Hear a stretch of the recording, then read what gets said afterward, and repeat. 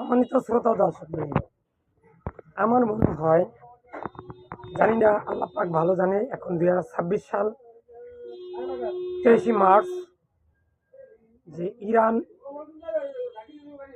America, Israel যে যুদ্ধ চলছে, আমার কেন মনে হয় যেন ইরান আলহামদুলিল্লাহ পারমাণবিক অস্ত্র বানিয়ে ফেলেছে, নিউক্লিয়ার অ্যাটম বোম আশা করি ইনশাল্লাহ বানিয়ে ফেলেছে।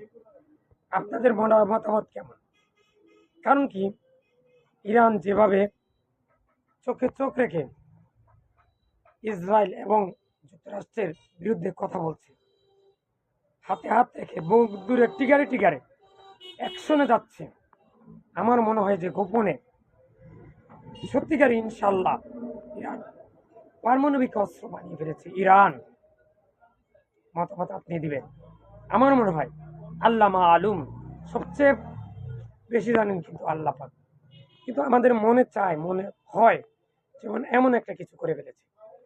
আর আল্লাহর কাছে একটা চাওয়া এবং পাওয়া, 2026 সালে এবং মুসলমান জাতি ভাই যারা আছেন, মুসলিম উম্মাহ, আপনারা আল্লাহর কাছে এটা চান যেন 57টা মুসলমান দেশ, আমাদের বাংলাদেশ সহ আরো 56টা মুসলমান দেশে যেন পারমাণবিক অস্ত্র থাকে, যাতে কাফের, নাস্তিক, ইয়াহুদি এরা আমাদের বিরুদ্ধে অবস্থান নিতে না পারে।